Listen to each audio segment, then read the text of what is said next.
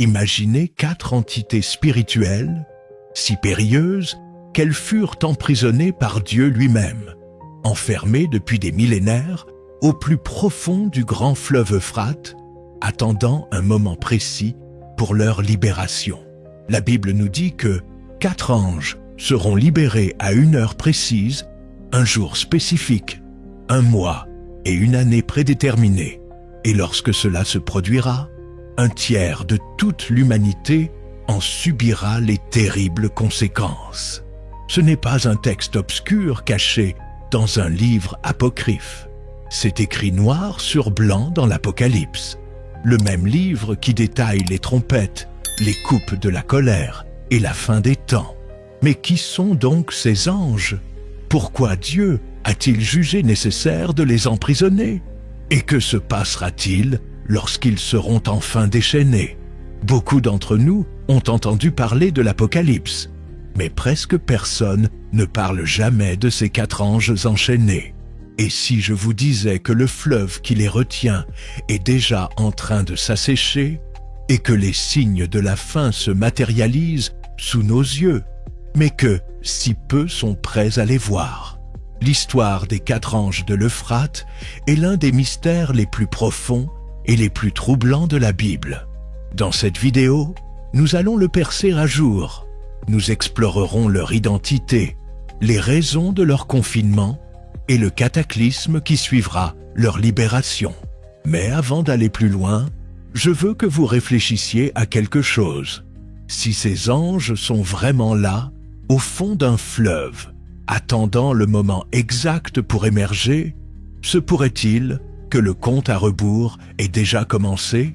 Sommes-nous sur le point d'assister à l'un des chapitres les plus sombres de toute l'Apocalypse? Le fleuve se retire, la prophétie se déroule. Sommes-nous plus proches de l'Apocalypse que nous n'osons l'imaginer?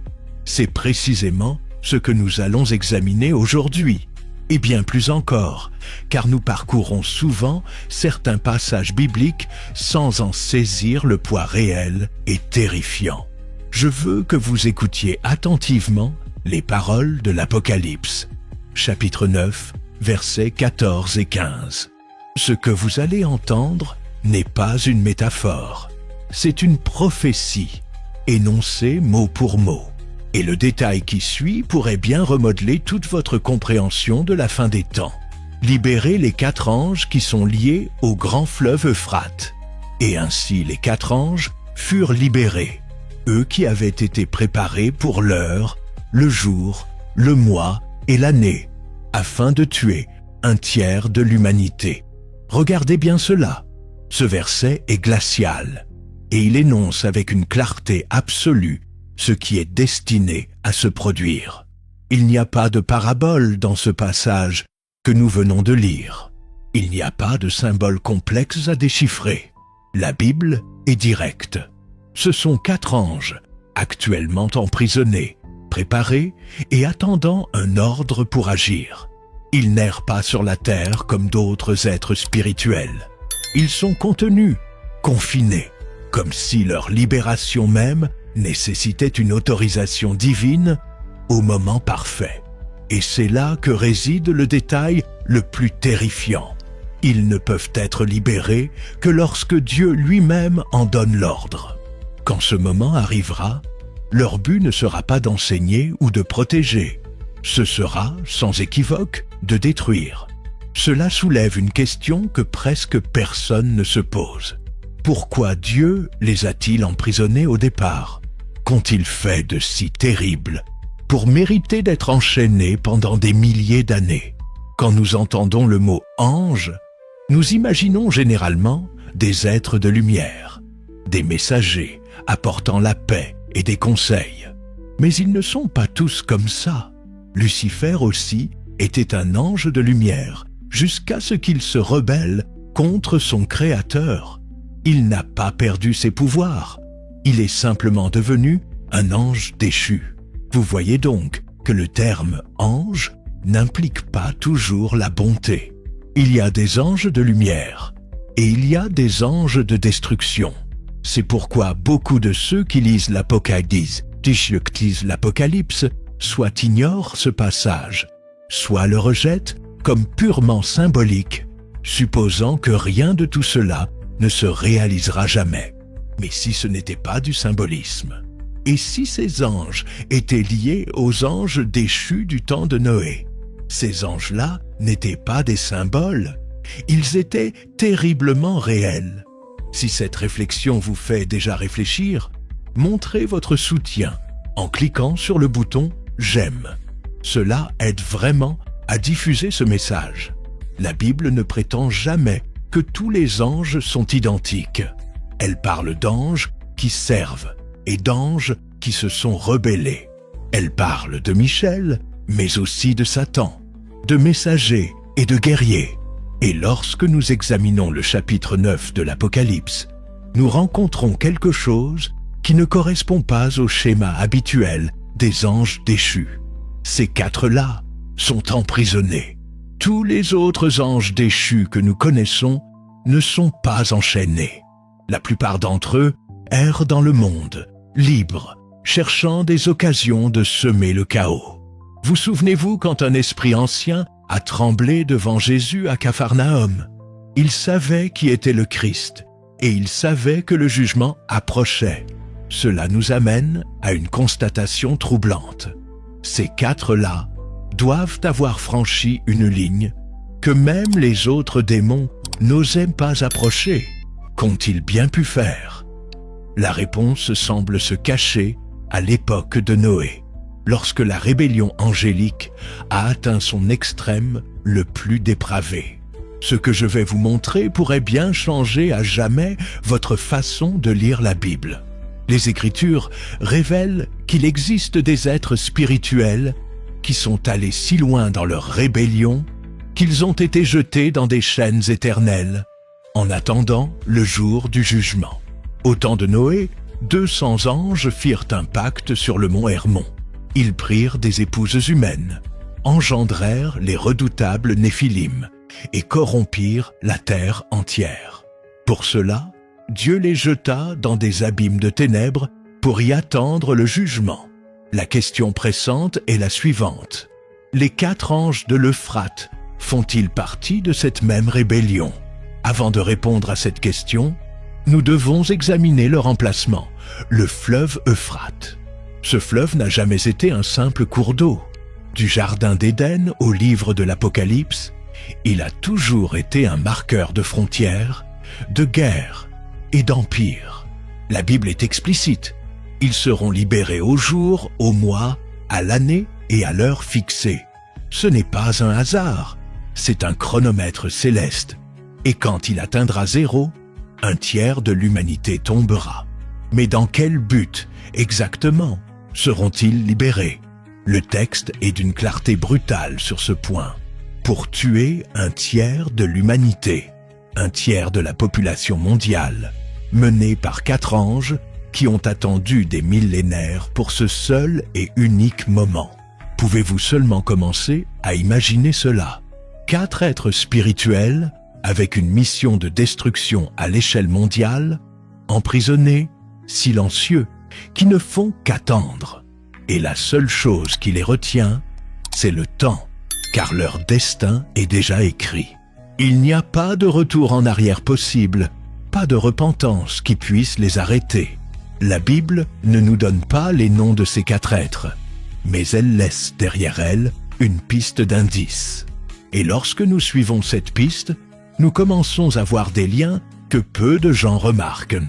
Il n'y a pas que Jean dans l'Apocalypse qui en parle.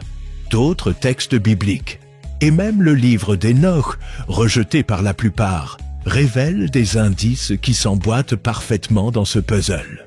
Ce que je vais lire n'est pas facile à accepter. Dans la 2e épître de Pierre, chapitre 2, verset 4, il est écrit « Car si Dieu n'a pas épargné les anges qui ont péché, mais les a précipités en enfer et les a livrés à des chaînes d'épaisses ténèbres, pour y être gardés jusqu'au jugement. » Puis, dans l'épître de Jude, chapitre 1, verset 6, on lit quelque chose d'encore plus direct. « Et les anges, qui n'ont pas gardé leur propre rang, mais ont quitté leur demeure, Il les a gardés dans des chaînes éternelles, dans les ténèbres les plus profondes, jusqu'au jugement du grand jour. Ces 2 versets parlent d'une prison spirituelle, d'anges déchus dont les actions furent si extrêmes qu'ils furent enfermés.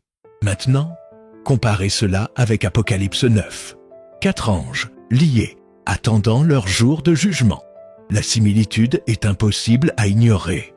Cela nous amène à un livre qui se connecte également à ces versets.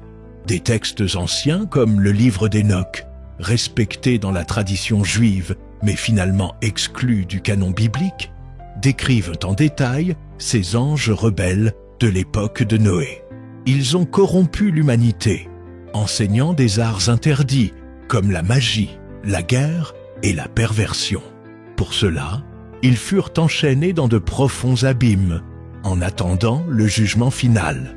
Quand nous assemblons ces indices, tout semble pointer vers le même groupe d'anges déchus.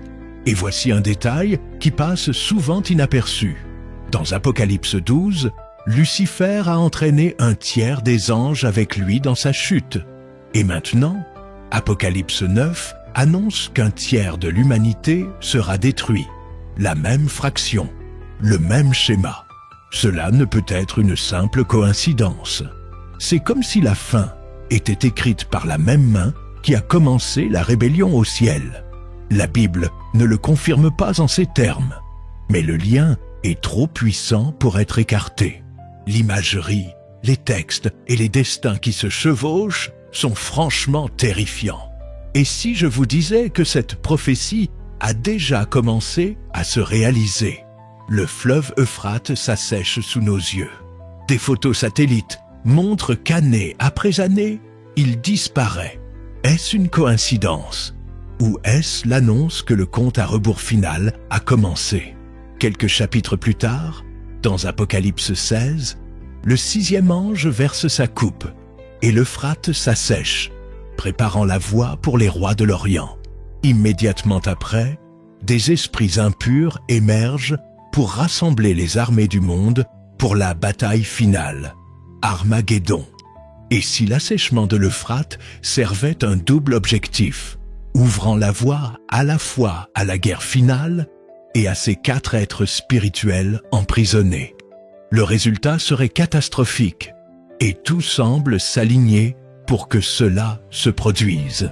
L'Apocalypse nous dit que les mondes visibles et invisibles sont sur le point d'entrer en collision sur le même champ de bataille.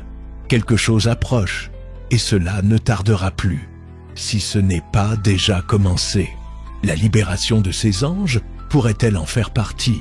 Apocalypse 9 est-il directement lié à Apocalypse 16? Les guerres, les crises et les catastrophes que nous voyons aujourd'hui ne sont-elles que des coïncidences politiques? Ou sont-elles des signes spirituels que l'horloge a commencé à tourner? Que croyez-vous? Ces 4 anges sont-ils vraiment enchaînés, attendant leur heure pour agir? Ou est-ce que tout est simplement symbolique? Écrivez ce que vous en pensez ci-dessous dans les commentaires. Votre perspective pourrait ouvrir les yeux de quelqu'un d'autre. Peut-être ressentez-vous déjà ce malaise, comme si quelque chose d'invisible était déjà en mouvement tout autour de nous. Mais si ces anges n'étaient pas les seuls, car cette histoire est loin d'être terminée.